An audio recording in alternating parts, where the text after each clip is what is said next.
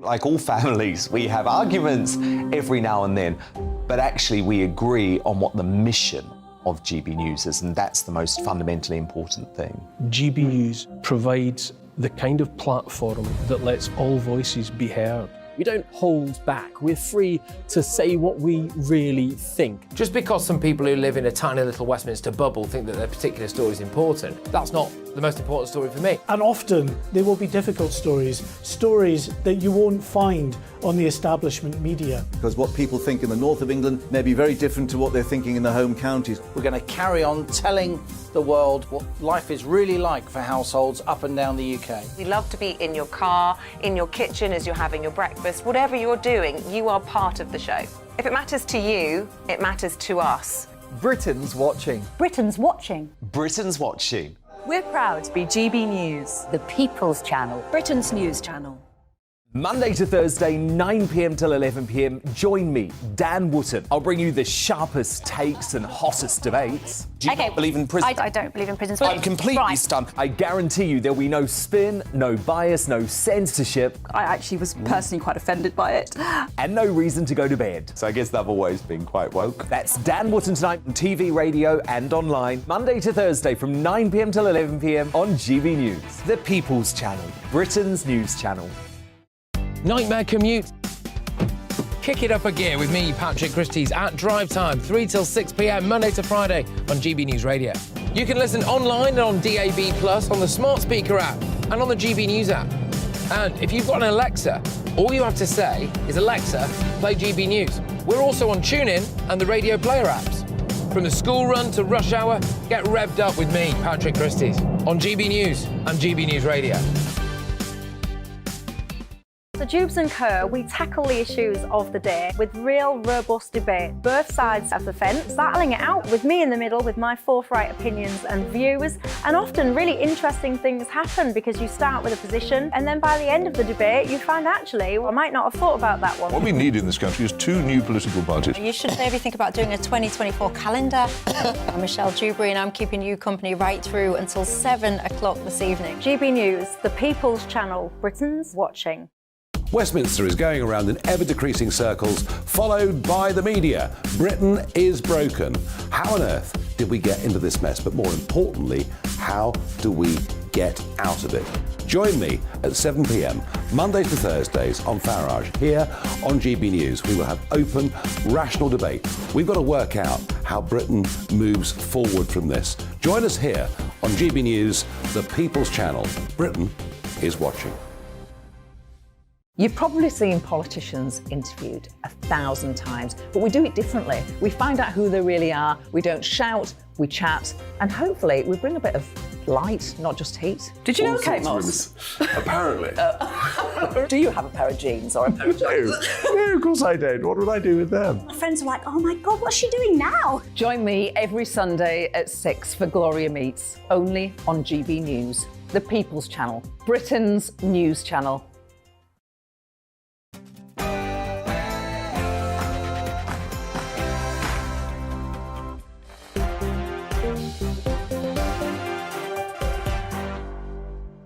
Hello there, it's 6 o'clock and I'm Michelle Dewberry. What a crazy 24 hours it was over in Russia. The coup that wasn't really a coup. Did you see all the drama there? Well, now some are saying that Putin has got a weakness and it's time for the West to go all in. Final push to help Ukraine win the war. Do we, the UK, need to do whatever it takes? Is this an opportunity? Or, quite frankly, is it nothing to do with us? And Rishi Sunak has been hinting that he might not follow the peer review bodies this time when it comes to public sector pay. Should he? Should the public sector get good pay rises? Or do we all need to tighten our belts? And Prince William, homelessness, he reckons he's going to try and end it. 5-year plan, that's what he's got. Is it possible to ever get rid of homelessness once and for all? I want to talk foreign aid. Is it being abused? According to Oxfam, they say yeah. Not really sure why we want to listen to Oxfam, quite frankly, but never say never. And out tonight, the figures we now know. To send someone over to Rwanda is going to cost us almost £170,000. Is that a good use of our money or not? And Churchill, why does it keep getting called a white supremacist? Is it time to stop judging historical figures with the lens of modern-day society? And, of course, there's a meeting during the show about RAF Scampton. Is that going to be the destination when it comes to migrants? We'll have it all. Joining me tonight, Alex Dean, and fresh from prison, yes, you heard me right, Peter Hitchens. Before we get into it all, let's bring ourselves up to speed with the news.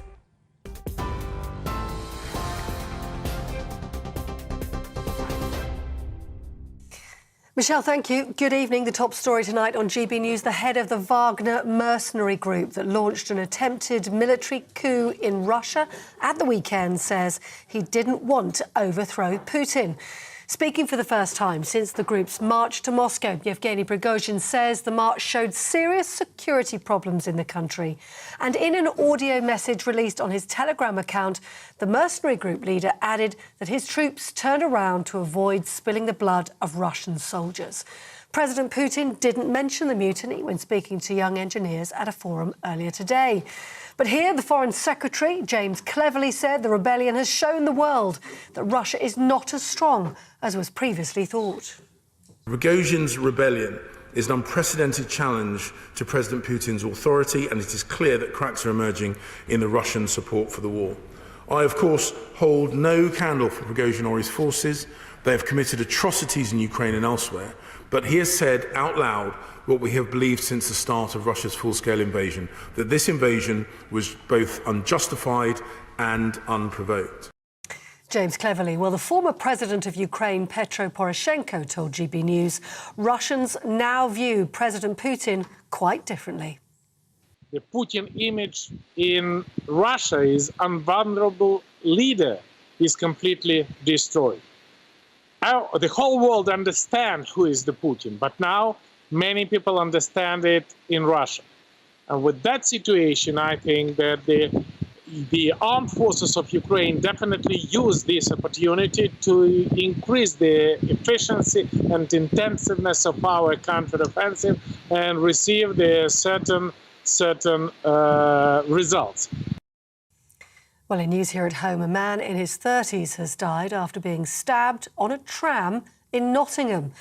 The attack in Basford, in the north of the city, happened around 11 o'clock this morning. A man has been arrested on suspicion of murder. An inquest was told today that Nicola Bulley died as a result of drowning, and there was no evidence she'd been harmed. The mother of two disappeared in January whilst out walking her dog along the River Wyre in Lancashire. Her body was found 3 weeks later. A Home Office pathologist told the inquest she hadn't been drinking before her death. And other experts giving evidence said the river was just 4 degrees, almost freezing, and inhaling just 2 breaths of water would have been lethal. Police searching for a woman in Derbyshire have found a body at a lay-by near Chesterfield. Sarah Henshaw disappeared more than a week ago. She was last seen at her home in Ilkeston. Police say they believe the body, which was discovered on the A617, is that of the 31-year-old. Her family's been informed. Detectives have been granted more time to question a man who's been arrested on suspicion of murder. And police have confirmed that human remains found in Ballymena early this month were those of Chloe Mitchell. The 21-year-old went missing on June the 3rd, and she sparked a national operation. 2 men have been charged in relation to her murder. The boss of an organised crime group which smuggled hundreds of people in and out of the UK has been jailed for 10.5 years. Mohammed Mokhtar Hussain was arrested in May 2021 following a National Crime Agency investigation. He was behind a London-based group which used a network of lorry drivers to move people across the Channel. They included a number of fugitives fleeing the UK who were wanted for serious crimes such as child abuse and murder. The world's second largest cinema chain, Cineworld, has announced it's going to file for administration in the UK. The move, set to take place next month, is part of a financial restructuring plan. Shareholders will therefore be affected, but the company, which has more than 100 cinemas across the UK and Ireland, say their venues will continue to operate as usual. And the Prince of Wales has today launched an initiative aimed at ending homelessness. Prince William's 5-year project, called Homewards, aims to make rough sleeping a thing of the past. Initially focusing on 6 locations, local businesses will be asked to develop action plans with up to £500,000 in funding available. I'm pleased to stand here today at the start of our path to ending homelessness. Over the next 5 years, we have a unique opportunity to develop innovative new solutions and scale their tangible impact. This will inspire belief throughout the UK and beyond that homelessness can be ended for good. Prince of Wales speaking earlier on today. You're up to date on TV, online, DAB+ radio and the TuneIn app. This is GB News, Britain's news channel.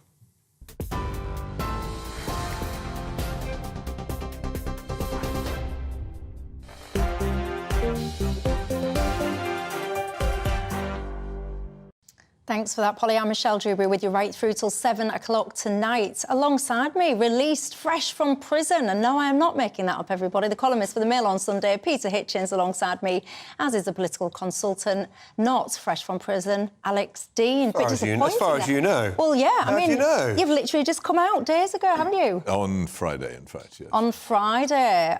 We might get into a little bit of that as the programme progresses. It's quite an interesting story, and I, for one, am looking forward to seeing and hearing about it. You can get in touch with us all the usual ways tonight. You know how it works, don't you, by now? Email gbviews@gbnews.com, or you can tweet me at gbnews. Lots coming your way, whether it's Prince William and housing, homelessness. Can you ever eradicate it? You tell me. I want to talk to you about the cost of sending people to Rwanda. That has just broken about half an hour or so ago, apparently. Nearly £170,000 to send people to Rwanda. Is that a good deal or not? Andy in Manchester has just been totting up the cost when it comes to a holiday in Rwanda. You're saying that we're negotiating with the wrong people. Love Northerners, we're very tight and we know how to spend a few quid, don't we? I want to talk Churchill as well and lots more. But should we start by the goings-on in Russia over the weekend? You might have seen it. I have to say, very chaotic, very high drama and more than a tad confusing. It was a coup 1 minute that wasn't really a coup the next minute. The whole thing kind of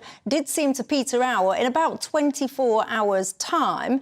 Lots of conversation today, Peter, about what this all means. I don't really think anyone knows the answer to that. You might, I certainly don't. And what the response to you from the UK should be, if anything, to the goings-on. Well, I don't know what it means. I think people who claim that they do should be examined very carefully. It's very hard to penetrate the power circles of the rulers of the Russian Federation, and I would hesitate to try to do so. An awful lot of speculation, much of it wishful thinking, and also driven by this strange belief in the unique evil of Vladimir Putin. Now, he is obviously a sinister tyrant and has been strangling Russian democracy and freedom for many years, as I have myself written about since back at the beginning of the century.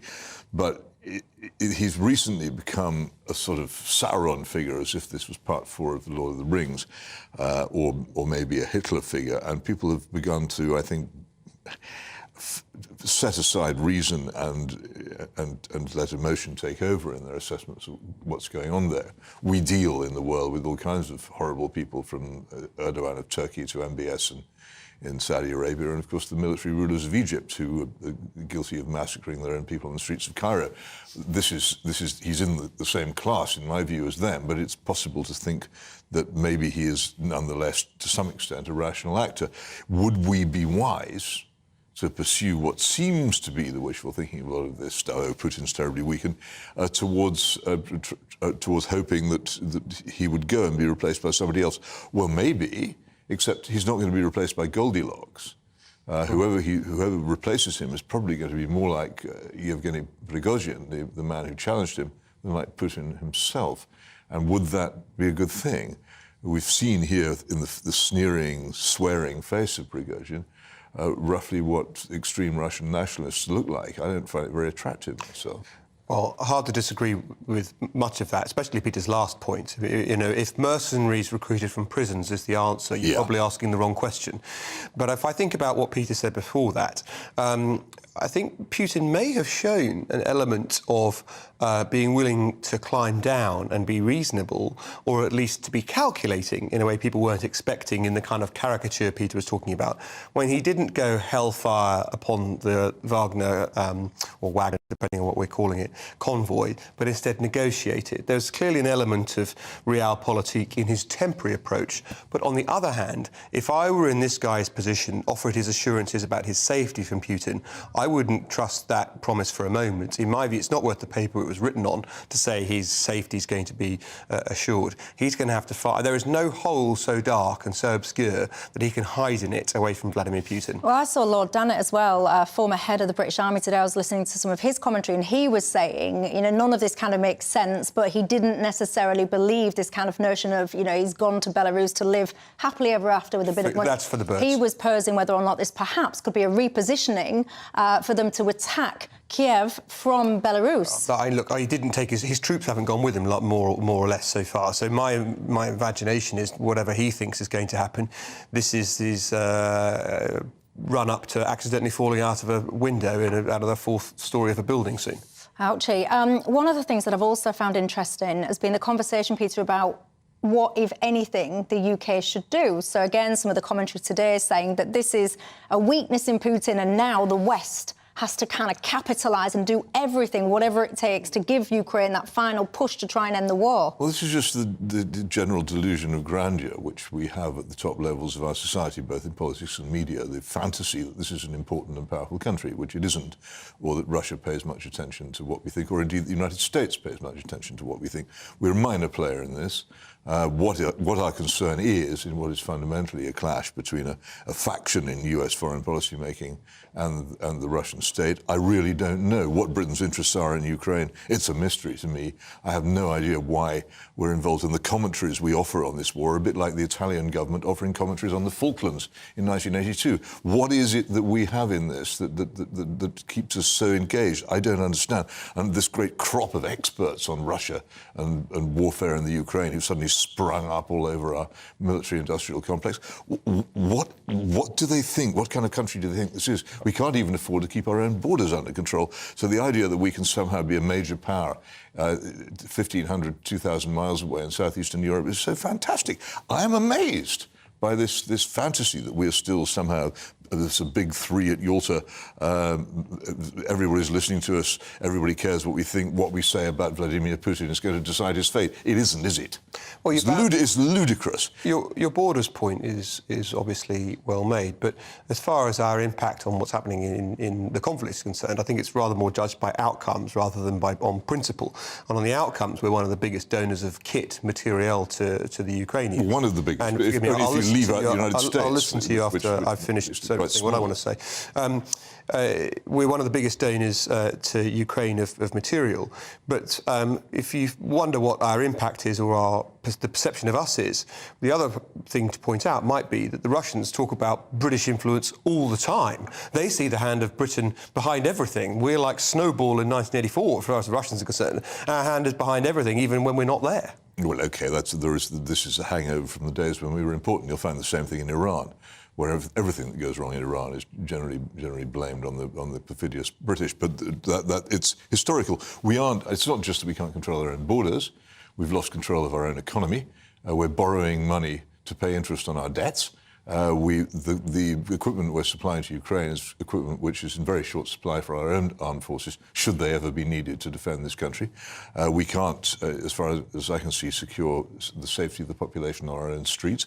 I just think it's a fantastic diversion. Politicians love it because they are such failures at domestic matters. Schools that don't teach children to read, police who don't ever appear on the streets, as I say, borders that are out of control. But yes, we can really pose standing beside Union Jack saying how powerful we are in Ukraine. It's pathetic. The most fundamental thing this country needs to do is to recognise how unimportant, how poor and how badly governed it is, and to put that right, rather than trampling around the world pretending to be a great power. It seems to me... It's just pathetic. I know that's what you think. But it is what I think. I know. It's justifiable. And you've made it clear. But it seems to me that the trouble with that perspective is that one could agree with a good deal of it and still not resort to the cynicism of saying that our support for what's happening in Ukraine is a ploy or some kind of deliberate distraction. And that's where I think think you'll lose a lot of people who might have some sympathy with the diagnosis you're making about our faults in domestic politics. You don't need to go to that extreme or to that point in order to make accurate diagnoses about a society of which you know a great deal. But I share your view, and I got into a lot of trouble because what you're saying is absolutely right. Because on this show last week, I was saying that I felt that one of the reasons that the UK went headfirst and was one of the first outside of the US, one of the first European countries to go all in, I was saying that a part of me thinks it was Boris Johnson. He knew we was making a hash of things domestically, so he kind of pinned himself to this as a way of get kudos and all the rest of it. And a lot of my viewers were furious with me but for this kind of cynicism that you both espousing, or nihilism. Excuse me, there's nothing cynical. I'm about pointing out the cynicism of others. Peter, for you to suggest you're not cynical, I think it's rather for the birds. I'm absolutely not. I'm as sentimental as all get out. I like small furry animals, but I absolutely believe that there is cynicism among politicians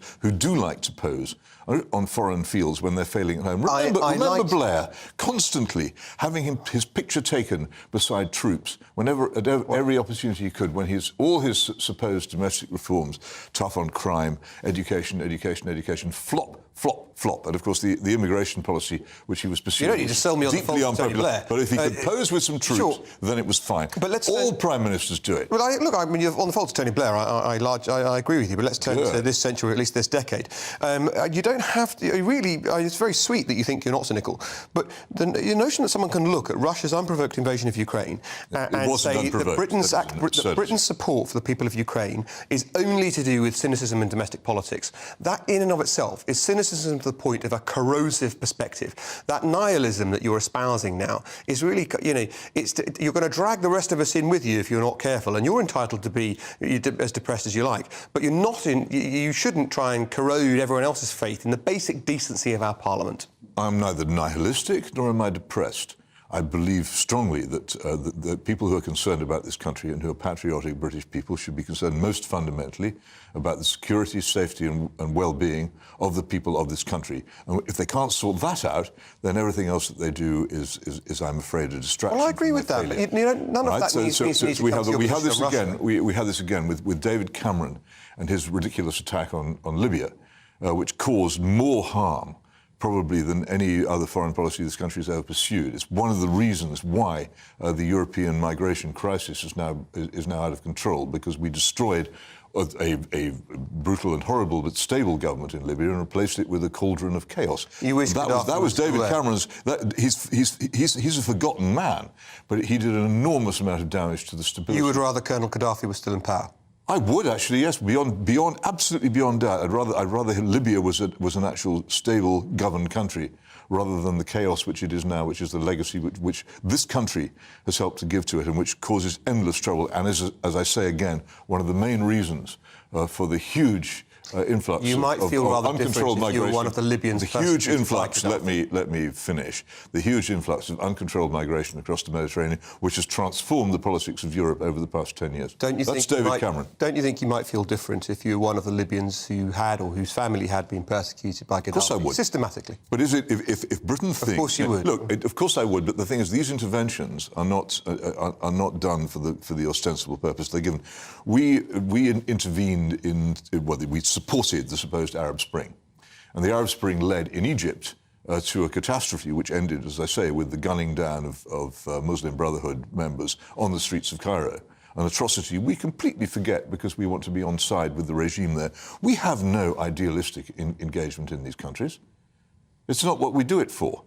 Well, what do you make to this at home? Because I think that I know some of you guys, and I think that there will be divided opinion. Where do you stand on it? And that final conversation we're just having there leads me nicely to one of the conversations I shall be having a little bit later on in this programme about migration, about some of the costs now when it comes to migration policy in this country. £170,000 is the impact assessment, and that is the cost to send people to Rwanda. Do you agree with that or not? And your thoughts on that last conversation. Also coming up, public sector pay. Should they get a rise if they work in the public sector? If so, by how much?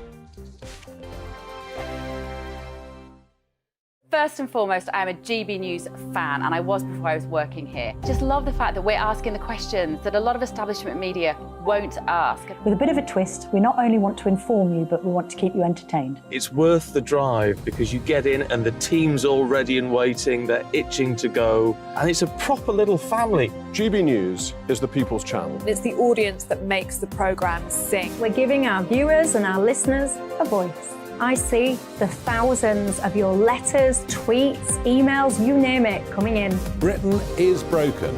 How on earth did we get into this mess? But more importantly, how do we get out of it? The establishment had their chance. Now we're here to represent you. It's time for something different. It's time for GB News. I'm very patriotic. I believe in Britain. Our best days lie ahead. Britain's watching. Britain's watching. Join us here on GB News. The people's channel. Britain's news channel. I'm Andrew Doyle. Join me at 7 o'clock every Sunday night for Free Speech Nation, the show where I tackle the week's biggest stories in politics and current affairs with the help of my 2 comedian panellists and a variety of special guests. Free Speech Nation, Sunday nights from 7 on GB News, the people's channel, Britain's news channel. Nightmare commute? Kick it up a gear with me, Patrick Christie's, at Drive Time, 3 till 6 p.m, Monday to Friday on GB News Radio. You can listen online and on DAB+, on the smart speaker app, and on the GB News app. And if you've got an Alexa, all you have to say is, Alexa, play GB News. We're also on TuneIn and the Radio Player apps. From the school run to rush hour, get revved up with me, Patrick Christie's, on GB News and GB News Radio. What you get for breakfast is something that, if we do our jobs right, you will wake up to news that you didn't know the night before. It's a conversation. It's not just me and Eamon. We want to get to know you, and we want you to get to know us. From 6, it's Breakfast with Eamon and Isabel. Monday to Thursdays on GB News, Britain's news channel. Westminster is going around in ever-decreasing circles, followed by the media. Britain is broken. How on earth did we get into this mess? But more importantly, how do we get out of it? Join me at 7 p.m, Mondays to Thursdays on Farage, here on GB News. We will have open, rational debate. We've got to work out how Britain moves forward from this. Join us here on GB News, the people's channel. Britain is watching. Every Sunday from 11, join Michael Portillo. There will be topical discussion, looking at the week before and the week to come. So kick back and relax at 11 a.m. on Sundays on GB News with me, Michael Portillo. GB News, the people's channel, Britain's news channel.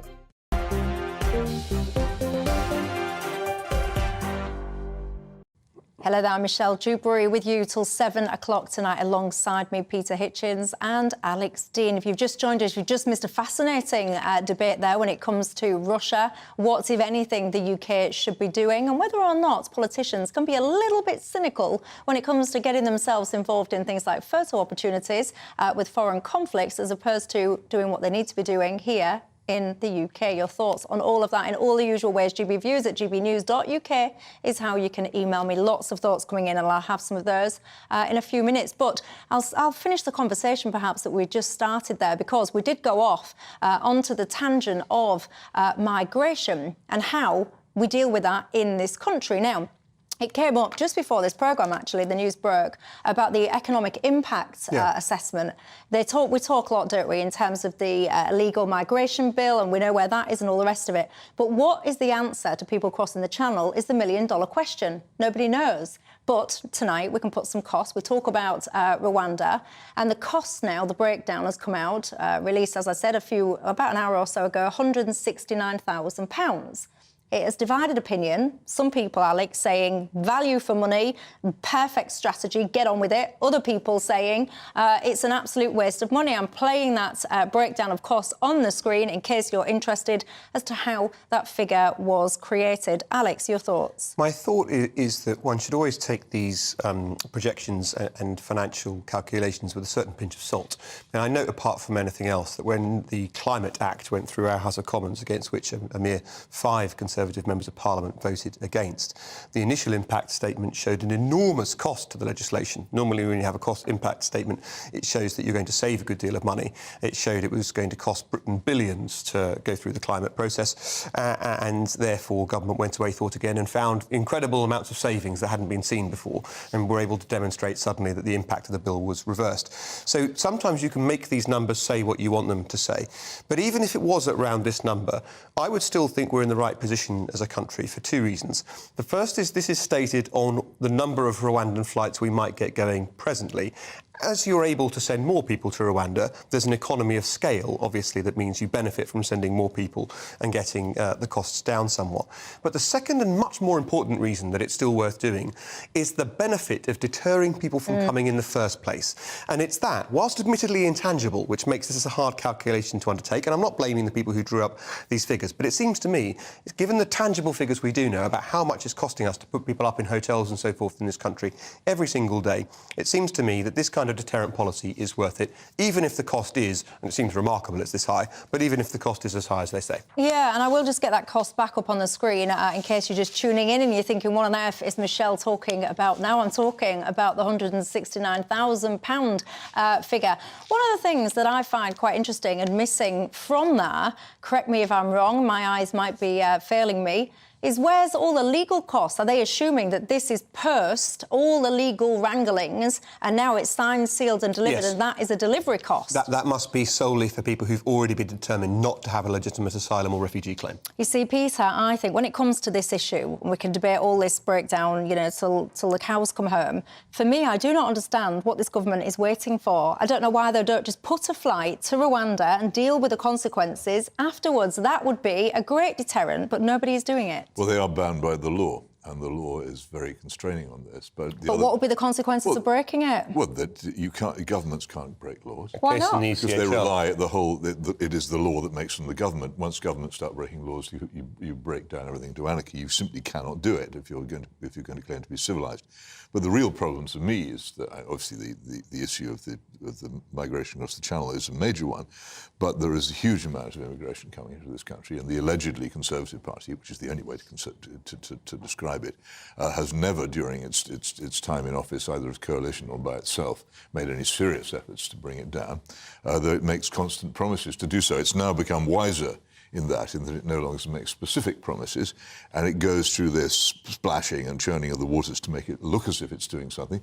But I would be surprised if any of this leads to anything seriously. And there is a way, particularly of dealing with the Channel business, which is to recognise that what we basically have now is a land border with France, and to pay the French huge amounts of money to stop the migrants coming. That would be a major contribution, but it remains the case that it appears to me that the government wants there to be quite a high level of migration into this country, just as the previous Labour government did, and that is not going to change, because as far as I can see, their economic policy depends upon it. This will be the thorn in the side of the Tories at the next, well, the back side and the front, quite frankly, of the Tories at this next election. Thorns everywhere. Yeah, thorn, because 606,000 was the net migration, 46,000 people crossing the Channel last year.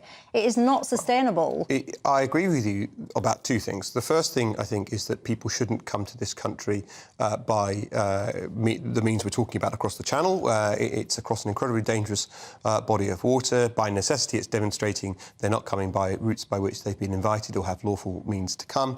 And in my view, if you come from a safe country, you shouldn't be deemed to have a reasonable asylum or refugee claim in the first place. Conceding, as I do, that Peter is right, that currently in international law, that is not how the world is perceived. I think that we should withdraw from any agreement that obliges us to say that it is. But the bigger issue isn't actually about people coming across the Channel. It's about lawful migration, which is what Peter was talking about. People coming here lawfully and coming in numbers that mean that they can't possibly be assimilated into a functioning economy in any real timeline. And I think that the thing to think about from that perspective is that when people told us during the Labour years, when at least people were direct about the fact they wanted higher immigration into this country, they told us that it would result in fixing our skills shortage and would plug an unemployment gap. We have the same skill shortage now that we did then, after allowing millions of net migration to this country since that began, and we have the same sort, even in a tight economy, we still have the same level of unemployment. Yes, we do, and these things all actually come back. The whole problem with migration, and like so many other problems, come back to the misgovernment of this country, the failure of its education system to turn out people who are capable, in many cases, of being employed, the failure of our education system to train people in the skills that are actually needed, and it is a huge, huge gap which no government, for dogmatic reasons, in my view, is prepared to tackle. So they turn to migration. Yet again, it's the failure to do the basic domestic things. It's like somebody who can't fix the plumbing or the wiring in his house, who lets the roof rot, but who engages in showy gestures to try and draw attention away from the fact that he isn't actually any good at maintaining his own home. Peter, may I ask why? So, because I agree with some of the points you make about the outcome, I certainly don't think immigration's the fix to the problem we're discussing. Why do you think it's just, or at least from what you just said, it seems to me that you think the responsibility lies predominantly or wholly with the state?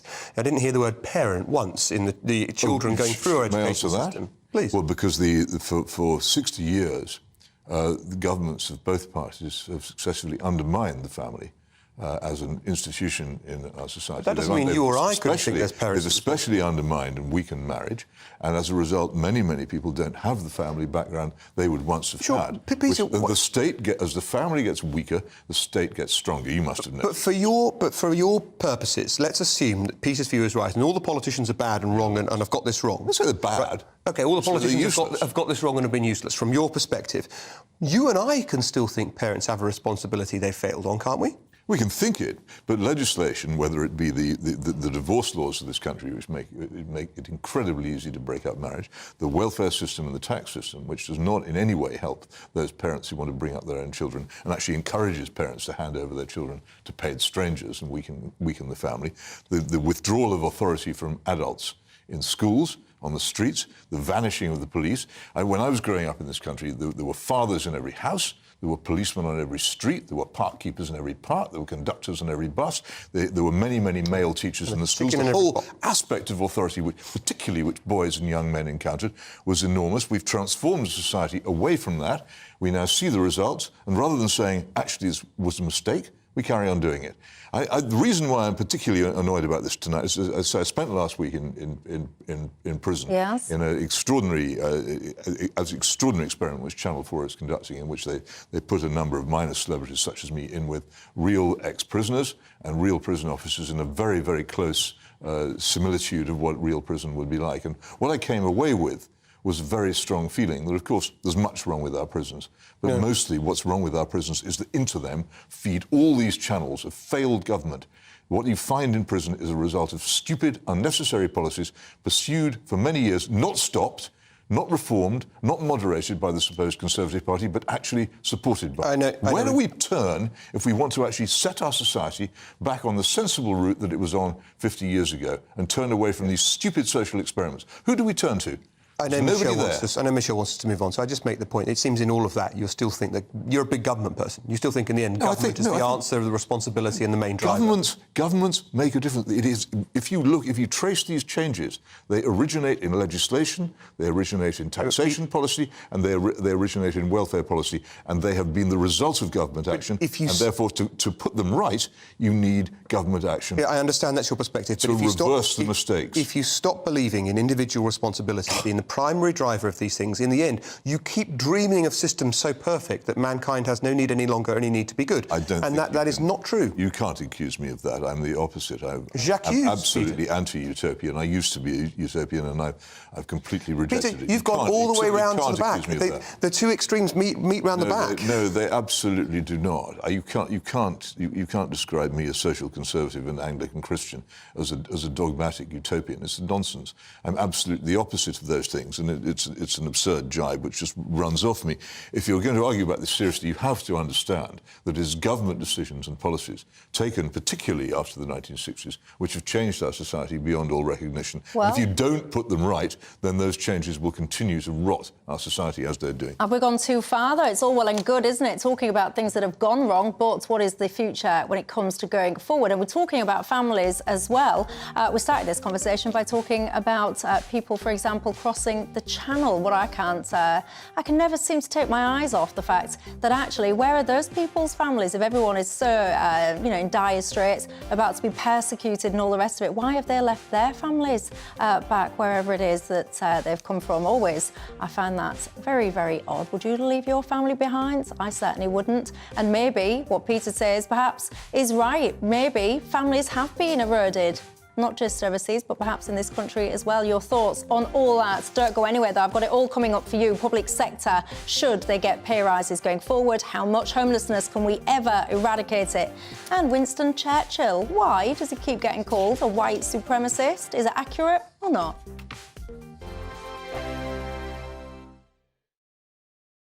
Like all families, we have arguments every now and then, but actually we agree on what the mission of GB News is, and that's the most fundamentally important thing. GB News provides the kind of platform that lets all voices be heard. We don't hold back. We're free to say what we really think. Just because some people who live in a tiny little Westminster bubble think that their particular story is important, that's not the most important story for me. And often there will be difficult stories that you won't find on the establishment media. Because what people think in the north of England may be very different to what they're thinking in the home counties. We're going to carry on telling the world what life is really like for households up and down the UK. We love to be in your car, in your kitchen as you're having your breakfast. Whatever you're doing, you are part of the show.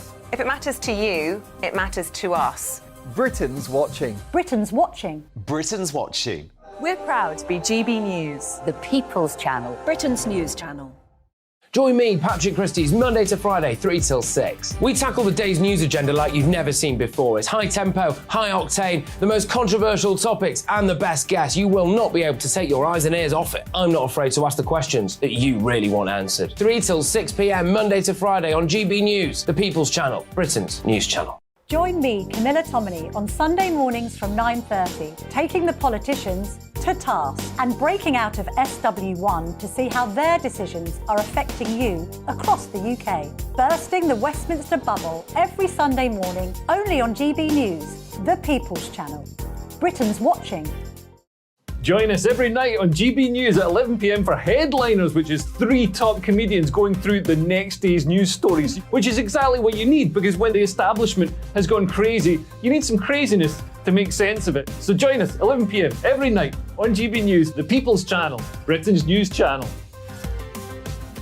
Hi, I'm Dan Wootton. You can watch me live on GB News Monday to Thursday from 9 p.m. And did you know that you can also watch and listen live on our website, gbnews.com.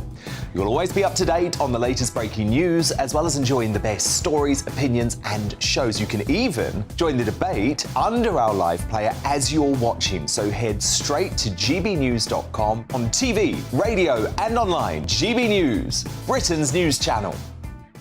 So Dewbs and Co, we tackle the issues of the day with real robust debate, both sides of the fence, battling it out with me in the middle with my forthright opinions and views. And often really interesting things happen because you start with a position and then by the end of the debate you find actually, well, I might not have thought about that one. What we need in this country is 2 new political parties. You should maybe think about doing a 2024 calendar. I'm Michelle Dewberry and I'm keeping you company right through until 7 o'clock this evening. GB News, the People's Channel, Britain's watching.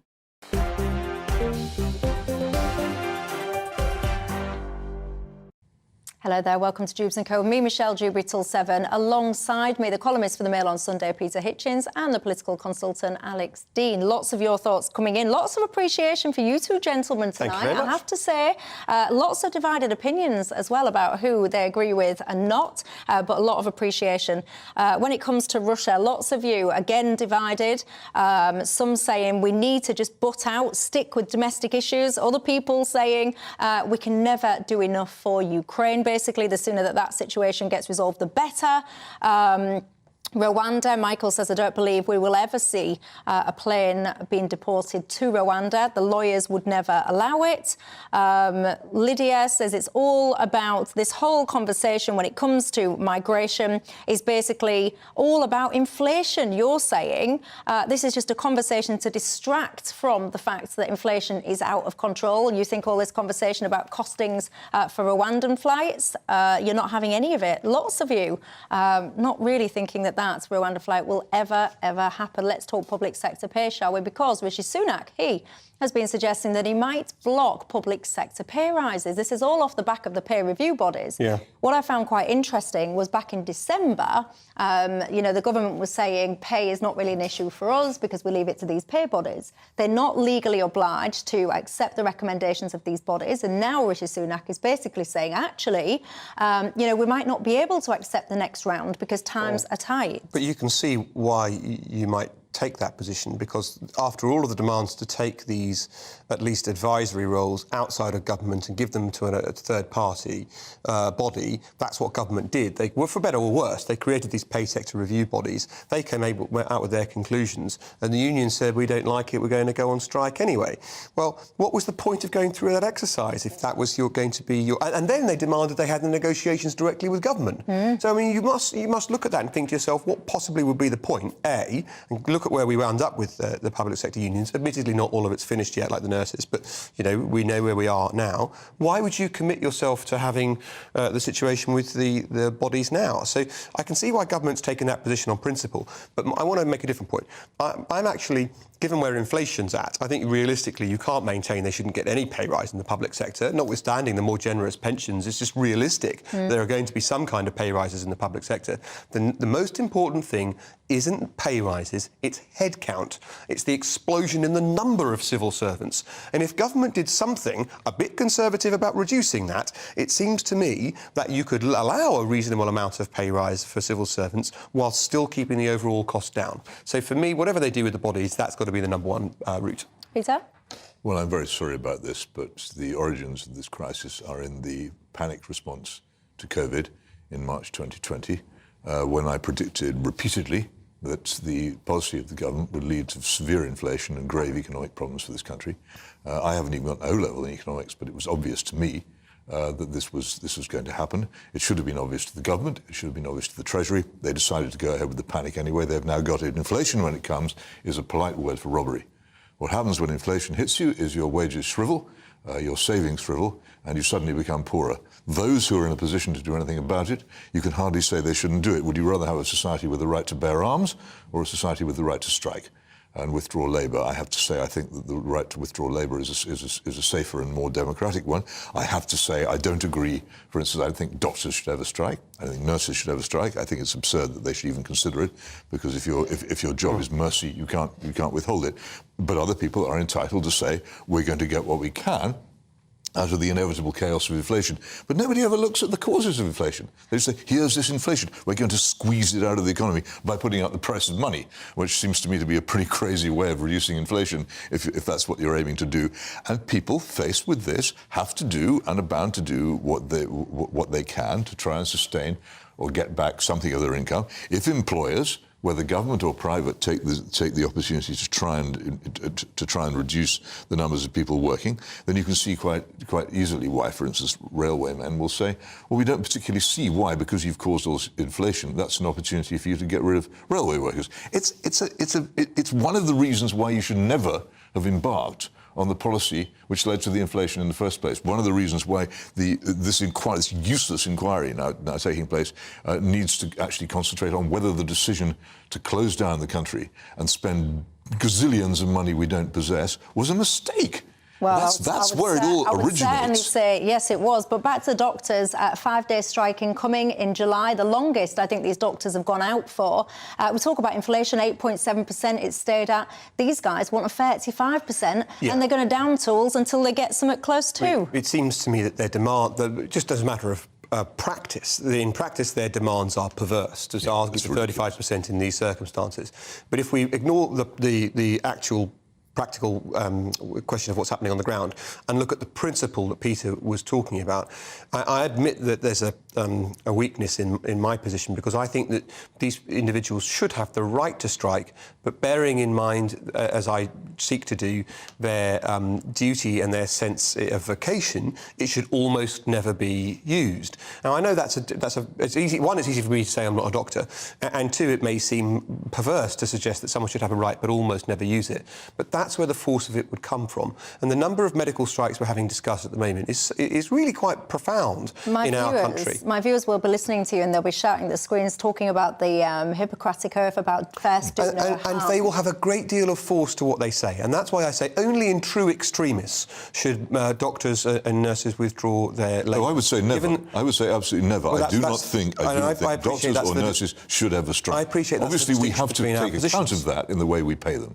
We have to obviously pay them on the assumption that they have not got that freedom, so we have to be more generous than we would be to other people. But they themselves, it is simply morally wrong for somebody whose business is to do mercy, your position. to say, I'm not doing any mercy to you today because I'm on strike. Yes, I understand your position. Absolutely intolerable. Don't you think, from looking at it from the other point of view, that it might be the case that if people are willing to strike at the regularity they're threatening it, we're hiring and training the wrong people to be doctors and nurses in the first place? I'm going to throw that one open to you. Do you think, for example, doctors, medical staff should be able to go on strike? And if not, how do they get the rise that they think that they deserve? And is 35%, for example, in doctors realistic in the first place? Your thoughts on all of that? I want to talk to you about Winston Churchill next.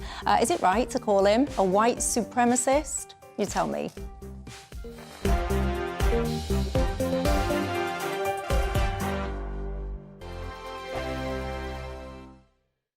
I joined GB News because I was sick and tired of not hearing my views being represented, not just mine, but so many people that I knew and spoke to. I just couldn't get my voice out there. I couldn't say anything. I couldn't do anything. Whatever the narrative was, I kind of had to follow it. GB News is there to provide a voice for those who have been ignored by the establishment media. We think different things, we've got a different style. GB News is here to be optimistic and positive about the future. It's real kind of dynamic and flowing, with the audience very much at the heart of it, like a big family. Here at GB News, we talk about the things that matter to you. Hearing the voices from right across our towns and cities, especially our towns. All sides of the argument represented with a heavy dose of opinion. We're on a mission here to make a difference. And the GB News family really is here for you, and whatever time of day you can watch or listen. Britain's watching. Britain's watching. We're proud to be GB News, the People's Channel, Britain's news channel. Monday to Thursday, 9 p.m. till 11 p.m. Join me, Dan Wootton. I'll bring you the sharpest takes and hottest debates. Do you not believe in prisons? I don't believe in prisons. I'm completely stunned. I guarantee you there'll be no spin, no bias, no censorship. I actually was personally quite offended by it. And no reason to go to bed. So I guess they've always been quite woke. That's Dan Wootton Tonight on TV, radio and online. Monday to Thursday from 9 p.m. till 11 p.m. on GB News. The People's Channel, Britain's news channel. You've probably seen politicians interviewed 1,000 times, but we do it differently. We find out who they really are, we don't shout, we chat, and hopefully we bring a bit of light, not just heat. Did you know Kate Moss? Apparently. Do you have a pair of jeans or a pair of jeans? No, of course I don't. What would I do with them? My friends are like, oh my God, what's she doing now? Join me every Sunday at 6 for Gloria Meets, only on GB News, the People's Channel, Britain's news channel. Weeknights on GB News from 6 p.m. You'll always get drama. Please stop, Michelle. I know, yeah. Please stop. Should I just shut up? Romance. You like me, I like you. There you go. There you are. Well, don't tell anybody. Adventure. Etc. That's the whole point. And action. Sergeant, the big read, my superstar panel that are already at it. They're fighting. It's going to be quite a show.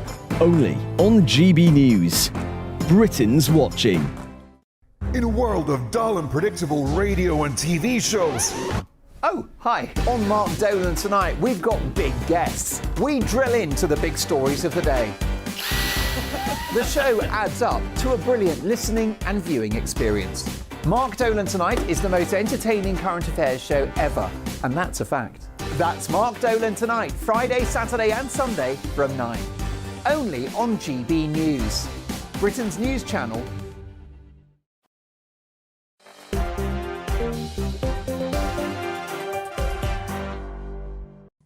Hello there, I'm Michelle Dewberry with you till 7 alongside me columnist for the Mail on Sunday, Peter Hitchens, and political consultant Alex Dean. Let's talk, shall we? Winston Churchill, St Paul's Cathedral in London. That has come under a spot of bother, I can tell you, because it had an article about Winston Churchill on its website, and as part of it, they described him, among other things, as a white supremacist, unashamed imperialist, and it goes on. There's been big complaints, and now they've edited that text, and basically now they've said that when you view him through a modern lens, you could find that he was a bit controversial. But this, for me, is the issue. Why are we messing around, Alex, in today's society, looking backwards and applying modern societal values on people that actually we've got a lot to say thank you for? Why are we so determined to pick them apart? Because we reward offence archaeology, because we pay people to be grifters in this space and make a full-time living going around finding faults in people. And the reason that this becomes so high-profile in this example is that we are now rewarding them to tear down the very best. Our best Prime Minister, who distinguished himself in circumstances of existential threat for our country when we faced the Nazis in our darkest hour. So we shouldn't let them get away with it. But moreover, we should recognise why it's being driven. It's being driven like this because people make a living bringing these kinds of complaints. It's the rewriting of history.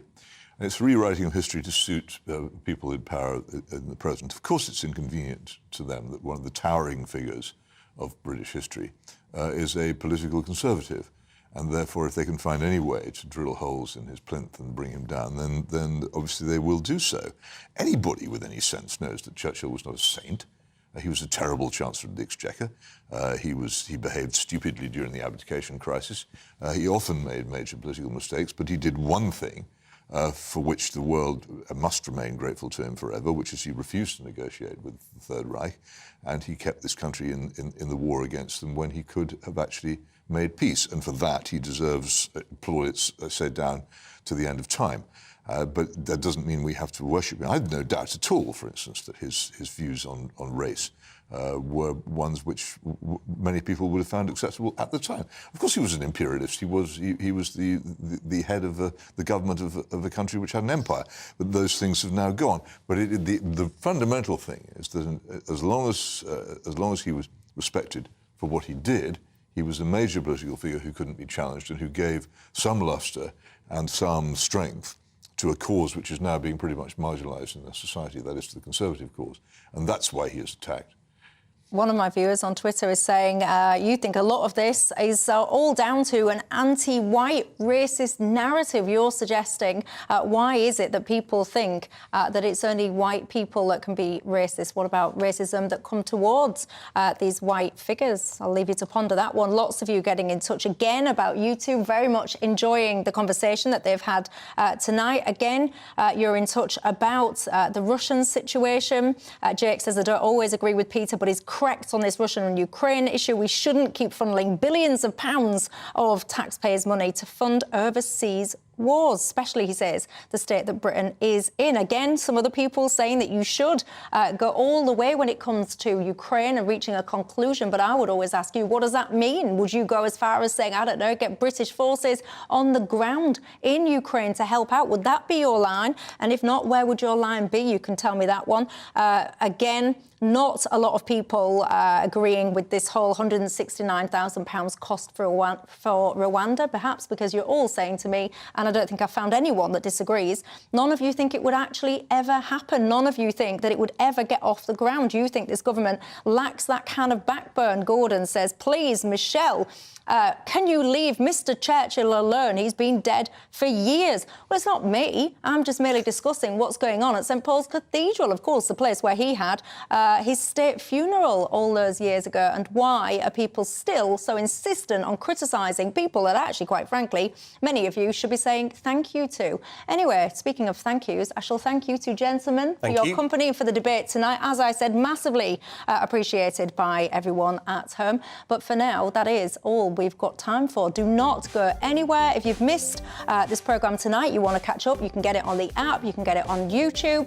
Of course, don't go anywhere because Nigel Farage is up next. And We were just talking about this a second ago. If you want to go out and you're thinking, I want to watch GB News, I don't want to miss it, but I need to go out, worry not, because, of course, we are on your radio. So wherever you watch and listen, we very much appreciate your support. The Britain's News Channel. Thank you ever so much. Have a good night, and I will see you tomorrow. Evening, Alex Deacon here with your latest weather update from the Met Office for GB News. After a bright start for some, it will turn fairly cloudy for most tomorrow. Outbreaks of rain at times across the north. Much of the south will stay dry thanks to this area of high pressure. But this low pressure system is toppling in over the top and will bring, as I say, much of the north a damp day tomorrow. We've seen some heavy showers around during this afternoon, but they're fading away through this evening. Most places becoming dry and clear and will stay that way for most of the night. But here comes that weather system, increasing the cloud in the west and then bringing rain to Northern Ireland, southwest Scotland by dawn. Temperatures will stay at between 11 and 15 degrees for most, so a warmish night, not as humid as it was at the weekend, but a little warmer than it was last night. A damp start then for Northern Ireland. The rain may ease here a little later in the day, but for much of southern and western Scotland, it's a damp day. We'll see rain at times crossing into northern England, north and west Wales too. And eventually some of that patchy rain may trickle into the Midlands. But much of southern England, East Anglia will just stay dry, but with increasing amounts of cloud. The breeze will pick up as the rain arrives. Nothing especially heavy, but some heavier bursts are likely on the hills.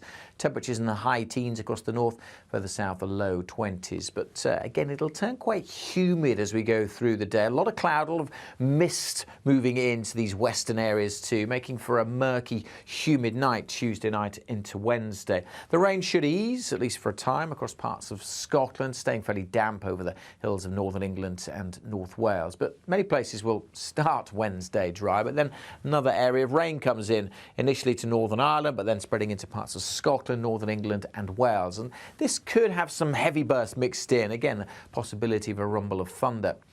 To the northwest, it should turn drier, and further south and east, most places again looking dry and fine on Wednesday, but it will be predominantly cloudy and really quite humid once more.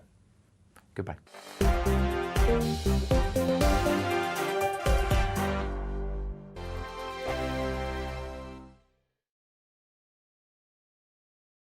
First and foremost, I'm a GB News fan, and I was before I was working here. Just love the fact that we're asking the questions that a lot of establishment media won't ask. With a bit of a twist, we not only want to inform you, but we want to keep you entertained. It's worth the drive because you get in and the team's all ready and waiting, they're itching to go, and it's a proper little family. GB News is the people's channel. It's the audience that makes the programme sing. We're giving our viewers and our listeners a voice. I see the thousands of your letters, tweets, emails, you name it, coming in. Britain is broken. How on earth did we get into this mess? But more importantly, how do we get out of it? The establishment had their chance. Now we're here to represent you. It's time for something different. It's time for GB News. I'm very patriotic. I believe in Britain. Our best days lie ahead. Britain's watching. Britain's watching. Join us here on GB News. The People's Channel. Britain's News Channel. I'm Andrew Doyle. Join me at 7 o'clock every Sunday night for Free Speech Nation, the show where I tackle the week's biggest stories in politics and current affairs with the help of my two comedian panellists and a variety of special guests. Free Speech Nation, Sunday nights from 7 on GB News, the People's Channel, Britain's news channel. Nightmare commute? Kick it up a gear with me, Patrick Christie's at Drive Time, 3 till 6 p.m, Monday to Friday on GB News Radio. You can listen online and on DAB+, on the smart speaker app and on the GB News app. And if you've got an Alexa, all you have to say is, Alexa, play GB News. We're also on TuneIn and the Radio Player apps. From the school run to rush hour, get revved up with me, Patrick Christie's, on GB News and GB News Radio. What you get for breakfast is something that, if we do our jobs right, you will wake up to news that you didn't know the night before. It's a conversation. It's not just me and Eamon. We want to get to know you, and we want you to get to know us. From 6, it's Breakfast with Eamon and Isabel. Monday to Thursdays on GB News, Britain's news channel. Westminster is going around in ever-decreasing circles, followed by the media. Britain is broken. How on earth did we get into this mess? But more importantly, how do we get out of it?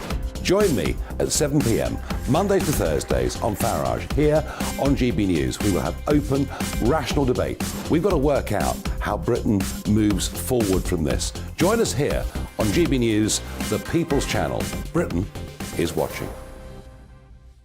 Every Sunday from 11, join Michael Portillo. There'll be topical discussion, looking at the week before and the week to come. So kick back and relax at 11 a.m. on Sundays on GB News with me, Michael Portillo. GB News, the People's Channel, Britain's news channel.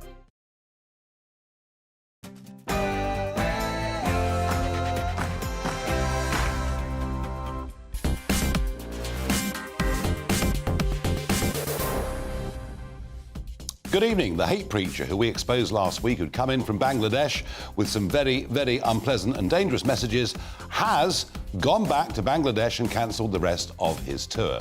We'll debate and discuss that tonight and ask